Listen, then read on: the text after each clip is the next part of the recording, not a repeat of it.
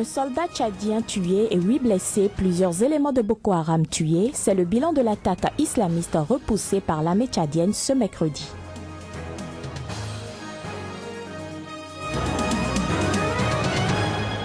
Le président Alpha Condé de la Guinée s'est rendu au Libéria, une visite de solidarité en ce qui concerne la lutte contre Ebola.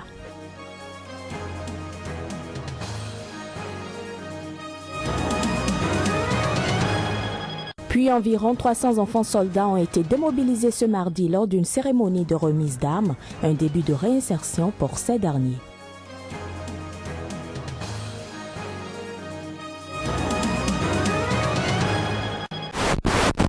Retrouvez, Madame, Monsieur, bonsoir. Les islamistes nigérians de Boko Haram ont attaqué mercredi matin dans la ville nigériane de Gambourou une position de l'armée tchadienne. Selon une source militaire, l'assaut de Boko Haram a été repoussé et les islamistes ont pris la fuite. Les détails à travers cet élément. Ces gens-là ont été convertis à la limite, n'est-ce pas, par le mouvement Boko Haram, d'autant plus que ces mouvements-là promettent de l'argent, promettent beaucoup de choses qu'ils ne peuvent pas avoir au Niger. Et dans l'attaque de Bosso récemment, il y a beaucoup de gens de la région, beaucoup de gens de Bosso, de Difa, de Maïné, qui sont impliqués. Donc vous voyez bien que vraiment, ce n'est pas que des Nigérians, mais c'est aussi des Nigériens qui ont été portés le fer contre donc, les forces armées africaines là-bas réunies. Ce n'est pas que comme ça ils sont islamisés, non. Il y a quand même des raisons économiques profondes, sociales, qui les ont conduits à adhérer à des thèses extrémistes, jusqu'à aller tuer leurs parents, jusqu'à tout cela. Voilà. Je crois que ce n'est pas gratuit, ce n'est pas un conflit d'abord religieux, c'est d'abord un conflit économique, un conflit social. Ces gens-là se retrouvent pris entre deux fers, soit la pauvreté, le chômage en charge par les parents, soit alors gagner le mouvement Boko Haram. Et je pense que le moindre mal pour eux a été justement d'aller vers là où ils peuvent manger tous les jours, là où ils se sentent un peu forts, un peu fiers, un peu reconnus. Ben, tout cela c'est important.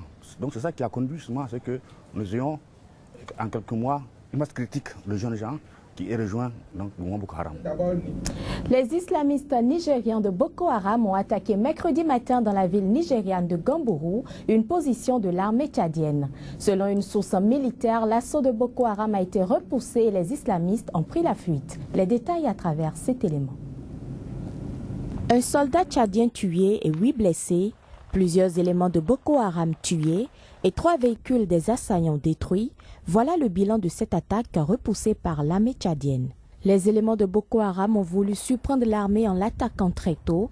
L'armée tchadienne prévenue de cette attaque depuis la veille s'était préparée et selon une source militaire, les assaillants sont venus avec 14 véhicules et 2 blindés. Mais ils ont été repoussés et ont pris la fuite. Un hélicoptère a été mis à contribution pour les poursuivre et les détruire. Rappelons que l'armée tchadienne a lancé le 3 février son offensive terrestre au Nigeria contre Boko Haram en prenant Gambourou, tenu depuis des mois par les islamistes après de violents bombardements et combats.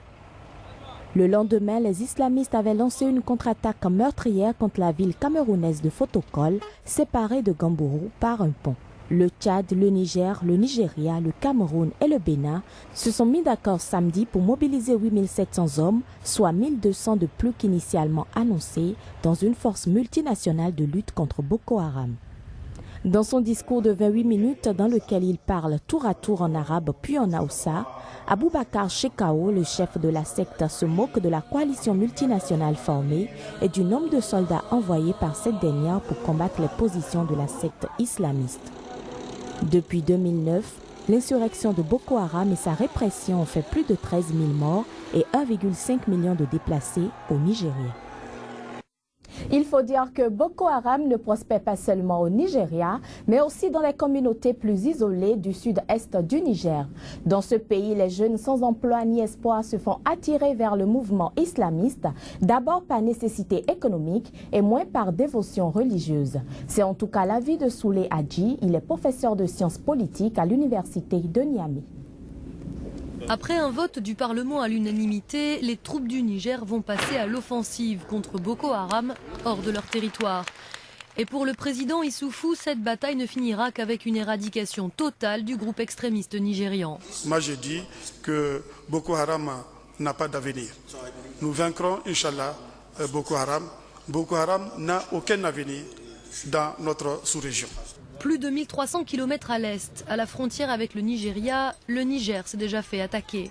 Mais pour les habitants de Niamey, la capitale, la décision de partir à l'offensive est reçue de façon mitigée. Ça doit se faire tôt, voilà, parce que c'est vraiment important pour nous de pouvoir protéger, n'est-ce pas, de la nation nigérienne ici. Voilà, donc c'est une bonne décision. Et peut-être en envoyant nos militaires là-bas, les Boko Haram, ils vont avoir vraiment, ils vont solliciter beaucoup venir au Niger pour faire des choses qui ne sont pas normales. Pour moi, vraiment, je ne trouve pas ça bon. Environ 3000 soldats du Niger et des milliers d'autres du Tchad sont déjà positionnés le long de la frontière. Mais certains craignent que l'ennemi ne se trouve pas uniquement côté Nigeria. Boko Haram aurait déjà séduit les jeunes chômeurs du sud-est du Niger. Le leader de Boko Haram, Abubakar Shekau, a promis de battre toute armée qui se tiendrait face à lui. Le Niger doit maintenant transformer ses paroles en actes sur le terrain. Le président de la Guinée, Alpha Condé, s'est rendu au Libéria pour une visite de solidarité. Le président guinéen s'est entretenu avec la présidente du Libéria, Ellen Johnson Sirleaf, et d'autres représentants officiels sur les progrès menés dans la lutte contre Ebola. Également président en exercice de l'Union du fleuve Mano, Alpha Condé s'est rendu au Libéria pour une visite d'une journée. Le président guinéen a prévu s'entretenir avec son homologue libérienne Ellen Johnson Sirleaf sur les progrès réalisés dans la lutte contre la maladie mortelle à virus. Je compte sur ma sœur, sur son leadership et sur son expérience internationale de la Banque mondiale, le PNUD, pour davantage nous aider à obtenir le maximum de soutien. Je veux vous remercier pour tout ce que vous avez fait pour nous encourager dans cette lutte contre Ebola. Avoir été capable de tous nous représenter, nous, les pays touchés, dans tous les forums mondiaux. Avoir été capable de mobiliser des soutiens pour nous et d'avoir plaidé notre cause dans ces lieux où nous n'étions pas.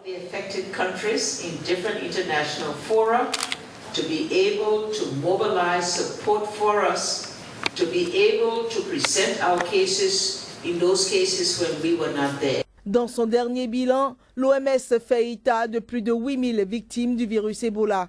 39 nouveaux cas ont été enregistrés en Guinée dans la semaine achevée le 1er février contre 30 la semaine précédente. 5 au Libéria contre 4 la semaine précédente et 80 en Sierra Leone contre 65 auparavant, selon les dernières statistiques. Rendons-nous à présent en Centrafrique, où après 16 jours de captivité, le ministre centrafricain de la Jeunesse et des Sports, Ahmed Sayo, a été libéré dans la nuit d'hier. Ancien chef de la rébellion MRJ, le mouvement Révolution Justice, basé dans le nord-ouest du pays, Ahmed Sayo était entré au gouvernement du Premier ministre Mahama Kamoun après la signature l'année dernière de l'accord de cessation des hostilités.